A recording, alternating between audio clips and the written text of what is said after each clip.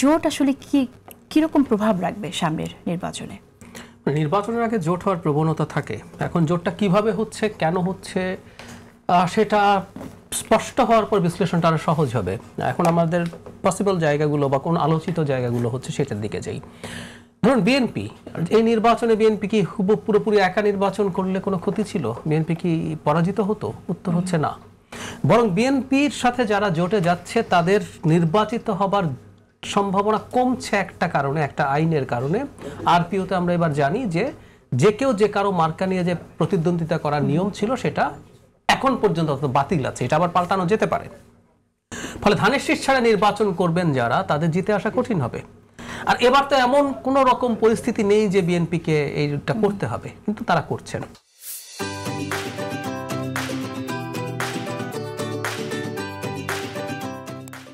দ্বিতীয়, জামায়াতে ইসলামীর কথা যদি বলি, জামায়াত বিএনপির সাথে জোটে যাচ্ছে না, তারা আলাদা নির্বাচন করছে।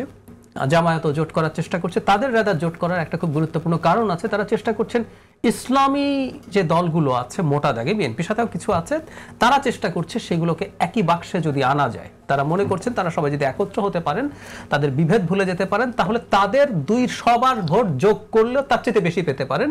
কারণ তারা তখন এই ক্যাম্পেইন হয়তো করবেন যে সব ইসলামী দল একজোট হয়েছে, সবাই তারা যারা এই ধরনের দলকে ক্ষমতায় চায় সেটা আনা। সুতরাং জামাতের দিক থেকে জোটের গুরুত্ব খুব বেশি আছে। এবং জামাতের আবার আরেকটা গুরুত্ব আছে বলে আমি মনে করি, জামাত তো আসলে একই অঙ্গে অনেক রকম রূপ দেখায়। তারা এক চেষ্টা করবে যে জনগণকে সব ইসলামী দলগুলো একসাথে আছে ভোট দাও, আবার সব ইসলামী দল একসাথে আছে, এটার পোর্ট্রেয়ালটা কিন্তু, প্রজেকশনটা কিন্তু সুন্দর না ইন আ সেন্স গ্লোবাল পার্সপেক্টিভে, আমাদের দেশের লিবারেল সেকুলারদের পার্সপেক্টিভে, যে বাংলাদেশে বিএনপির মতো একটা সেন্ট্রিস্ট দলের বিরুদ্ধে এখন একটা রাইট এবং এক্সট্রিম রাইট মিলে একটা জোট হচ্ছে। সেই জোটটা এখন এর সাথে কম্পিট করছে, গ্লোবালি বলা হবে, ভারত বলবে, এই আলাপগুলো হবে। ফলে তার কিছু লিবারেল বা সেন্ট্রিস্ট ফেসও প্রয়োজন। সেই কারণে আমরা দেখবো যে সে দুই একটা দলের সাথে কথা বলছে, বিশেষ করে এনসিপির সাথে খুব সিরিয়াস তাদের স্বার্থ আছে জোট করার জন্য। এনসিপিকে সাথে নিতে পারলে এনসিপি জিতুক না জিতুক সেটা বিষয় না, তার প্রচুর সিটও ছাড়তে পারে, কিন্তু এনসিপির সেন্ট্রিস্ট যে দল প্লাস তাদের যে গণ অভ্যুত্থানের ফেস হিসাবে একটা ইউএসপি আছে, সেটা জামাতের জন্য খুবই পজিটিভ হবে। এনসিপির জায়গা থেকে যদি চিন্তা করি, এনসিপি একটা নতুন দল, এনসিপি একক নির্বাচন করার চিন্তা করছে।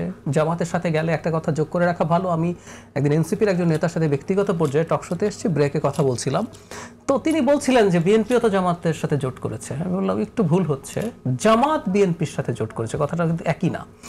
বিএনপি একটা লিডিং পার্টি, বিএনপি একটা জোট তৈরি করছে, জামাত মাইনর পার্টনার হিসাবে কিছু সিট নিয়ে সেখানে গেছে। কিন্তু এনসিপি যদি জামাতের সাথে যায়, এনসিপি মাইনর পার্টনার হিসাবে যাচ্ছে, এবং ওই জোটের আইডেন্টিটি ওইটা একটা ইসলামিস্ট।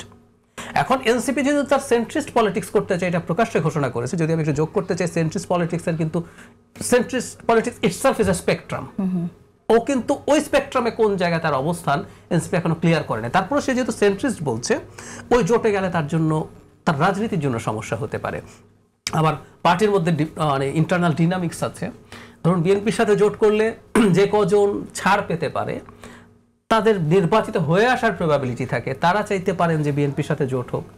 আবার যারা সেই ছাড়টা পাবেন না, এটা ব্যক্তিগত হিসাব, আমরা যে খুবই বলি না যে সামষ্টিকভাবেই সবাই দেখবো, ব্যক্তির চেয়ে দল বড়, দলের চেয়ে দেশ বড়, সেটা সবসময় সত্যি না, বেশিরভাগ সময় সত্যি না। মানুষ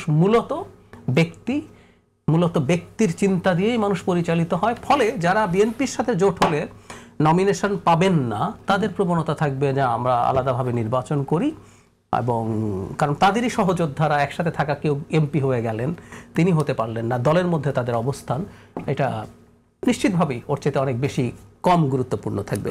সো এইসব হচ্ছে হিসেব নিকেশ মোটা দাগে।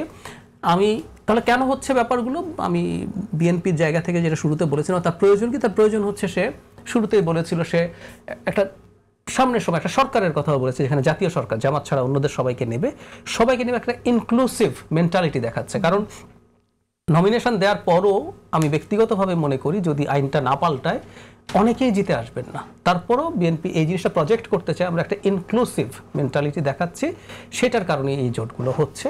আর জামাতের তো কিছু বেশি সিট জেতা, প্লাস জামাত ভবিষ্যতের জন্য চেষ্টা করবে এই ধরনের একটা